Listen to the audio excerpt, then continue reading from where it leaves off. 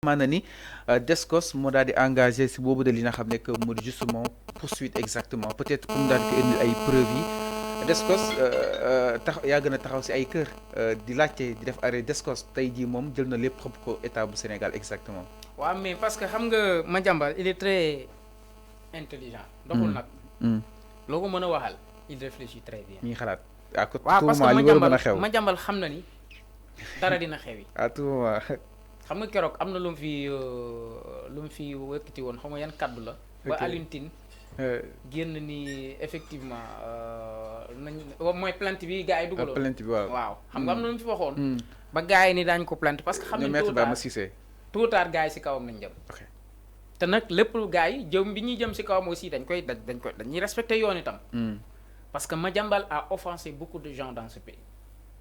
Madiambal a diffamé beaucoup de gens dans ce pays.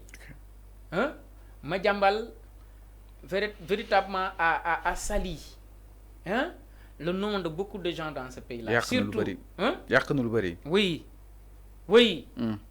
Parce que tout simplement, il était proche du pouvoir de l'ancien régime. Madiambal écrivait comme bon le semble quand même. moom nu mu jàppee ni mbir yi moom noonu la ko neexee rek noonu la doon bindee. noonu la koy bindee.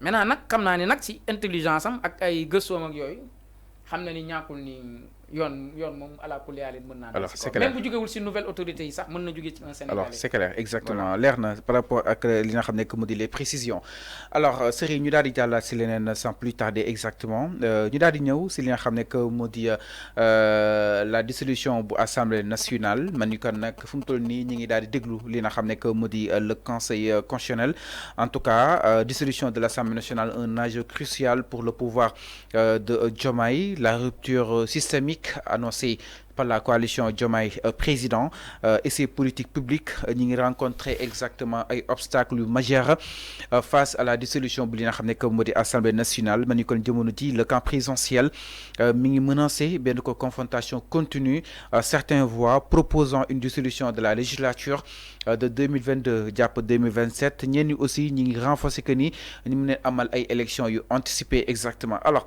la dissolution de l'assemblée nationale Serigne est-ce que da nga jàpp ni entrave la dinañ daal di ñëw aussi si li nga xam ne que mu di réaction yi ku si mel ni Aminata Touré mu daal di nekk membre bu coalition bi moom jàpp na ni Diomaye président et ancienne première ministre avait été la première boo xam ni itam mi ngi doon proposer la dissolution bu assemblée nationale mu daal di arguer que ni déclaration de politique générale peut-être mën nañ ko bañ a tenir si li nga xam ne que mu di mbedd mi waaye mën nañ daal di dissoudre boobu de li nga xam ne que mu di assemblée Aminata Touré mi ngi doon préciser que ni l'actuelle Assemblée nationale ne reflète en rien la volonté populaire exprimée le 24 mars maanaam teewul ñu fa li nga xam ne que mu di askan wi et que du dara loo xam ni itam mu ngi koy daal di refléter kenn itam di ki nga xam ne que mu di Lansana Gagny Sakho mu nekk coordinateur bu programme politique et législatif de PASTEF moom mi tamit soutenir exactement la dissolution en septembre mu daal di estimer que ni les nouvelles élections permettraient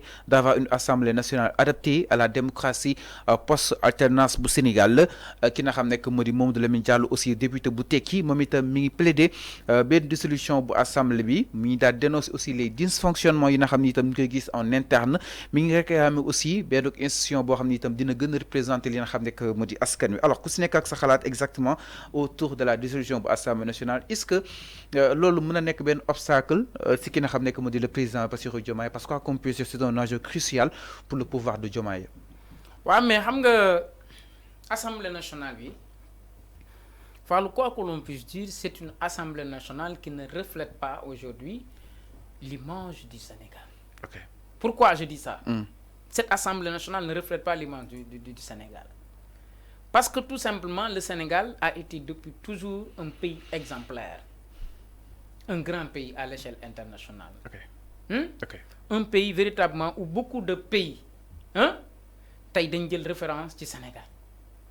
Mais cette Assemblée nationale-là, vu le comportement de certains députés, a tout bafouillé.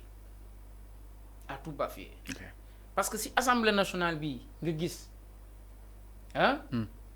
ñu jël ay alkaati yu bare mel ni guerre civile wala mel ni guerre dafa am ci biir dëkk bi sol leen fa ba ñu fees dal ci assemblée nationale bii nga gis ay nit taxaw di weqante ak di dóorante di waxante lu ñaaw.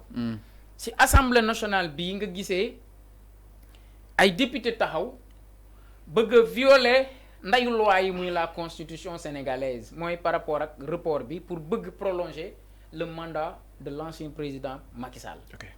Mais c'est cette assemblée nationale là que toutes ces choses là ont eu lieu quand même. Fallait le xamé te kan moko def mais c'est des députés de la mouvance présidentielle bi fi néwon. Donc moo tax ma ni c'est une assemblée nationale qui a caricaturé l'image de cette belle république sénégalaise là ci àdduna bi. Donc je juge nécessaire véritablement que cette assemblée nationale soit dissoute pour avoir une nouvelle assemblée nationale, une assemblée nationale beaucoup plus rigoureuse, avoir des députés beaucoup plus véritablement compétents, des députés beaucoup plus responsables, parce que l'Assemblée nationale, c'est le lieu où véritablement l'avenir de nation se construit. Tu as vu, quand on a l'Assemblée nationale, bu mel non la ñu bëgg. Mooy li ma la wax léegi ci référence yooyu. Mais on ne veut plus une Assemblée nationale véritablement avec des députés qui ne connaissent même pas ou bien qui ne comprennent même pas le règlement intérieur. Parce que être à l'Assemblée nationale, ça demande quand même de technicité. Expertise, oui. De l'expertise. Expérience, oui. De l'expérience. Mais qu'est-ce qu'on a vu de cette Assemblée nationale-là? Hein? Tout simplement, il y a des députés qui ont dit c'est pour tâcher, mais sur le plan expertise, nous avons dit si des députés qui ont dit ñun xaar ñu won dara ci ñom xaaruñu ko dara xam nga ñi ñuy bett moy ko xam ñi xaar nga ñom ci ñom dara en réalité de nous décevoir ñu bari waxuma ñëpp ndax amna ci ñoo xamanteni convenablement c'est des gens respectés et respectables. C'est des gens qui ont véritablement de l'expérience, qui ont véritablement le savoir-faire. C'est des gens dignes d'être des députés à l'Assemblée nationale. C'est ça la réalité des choses. Donc, je suis d'avis avec Mamadou Lamine Diallo, qui est véritablement un homme respecté dans le land de nos politiques. Mais la date m'a causé problème. Exactement. Parce que certainement, alors, il y aura oui, allez-y. Parce que président de la République, certainement, il y aura un peu de difficultés par rapport à après.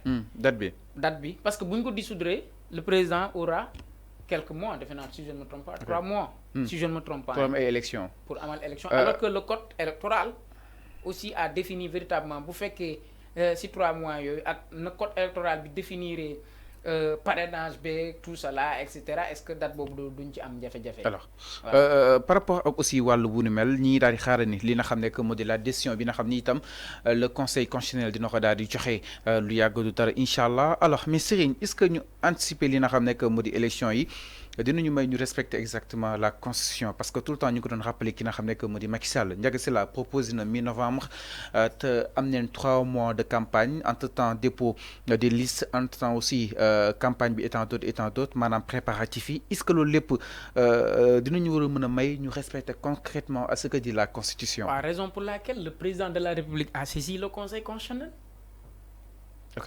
Pour tous ces qui là yi nga xalaat ni moo tax président saisir le conseil constitutionnel. Conseil constitutionnel defal ko date bi. date conseil élection constitutionnel ña fa ne c'est des sages yoo xamante ni def nañ presque 20 ans de carrière de magistrature xam droit. ñooñu ñooy génn en réalité le président de la République date bi mën nañ ci dakkal mën nañ ci amal mën nañ ci dissoudre à l'Assemblée nationale. dafay fekk ni conseil constitutionnel tenir na compte si délai ban la mën a doone lañ mën a organiser waate de nouvelles élections. conseil constitutionnel dina tenir compte si code électoral bi ak yooyu yëpp moo tax conseil constitutionnel la ñuy déglu parce que président bu xëyoon tëb bëgg def mën na violer constitution bi mën nañu dugalaat ci situation antérieure bu ñu duggoon ci Macky Sall léegi nag moo tax président de la République saisir conseil constitutionnel toog di ko déglu conseil constitutionnel du ko wax lu waroo ak li loi bi bëgg parce que ñooñu nag ñoo yor loi bi fii de kaw loi yëpp muy la constitution muy la loi. Donc instant bi li yeux sont braqués si li nga xam ne que moo di la décision bi nga xam ni itam ñu koy daal di xaaree ni si le conseil constitutionnel mu daal di koy war a mën a rendre ñu daal di war a mën a amal une bonne fois pour toutes par rapport ak li nga xam ne que moo di mbir mi jëmale si li nga xam ne que moo di assemblée nationale ak li nga xam ne que moo di tolluwaay donc instant bi fu mu toll nii seul le conseil constitutionnel peut nous édifier moo waral ki nga xam ne que moo di le président Bassirou Diomaye Diakhar Faye daal di koy saisir boobu dañu xam ne que moo di saisir nag dinañ daal di war a mën a xamal ni li nga xam ne que moo di date boo xam ne itam dina ko daal di tànn sans pourtant mu daal di laal li nga xam ne que moo di constitution bi alors ginnaaw loolu dañuy daal di ñëw itam si leneen sans plus tarder.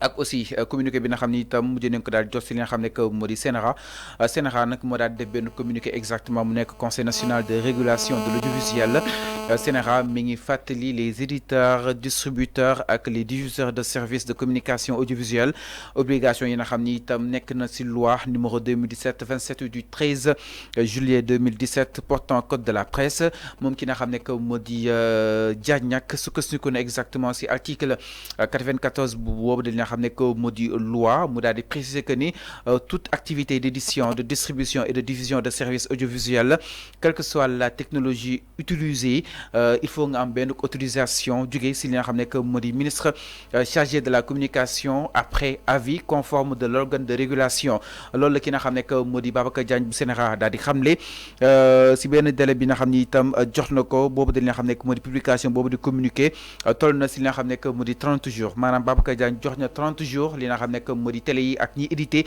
ñu daal di bind benn ko li nga xam ne que moo di bataaxal ministre de la communication mu daal di leen confirmer que ni ñoom mun neen daal di exploiter fii Sénégal muy distributeur muy éditeur wala comme sax muy diffuseur yoo xam ne itam da leen daal di conventionné par la réglementation en vigueur moom ki nga xam ne que moo di Babacar Diagne mi ngi insisté que ni les services ñi ngi insister sur le fait que tous les acteurs de la chaîne de valeur de la communication audiovisuelle dana war a am boobu de li nga xam ne que moo di autorisation pour exercer ou bien continuer à exercer légalement leurs activités maanaam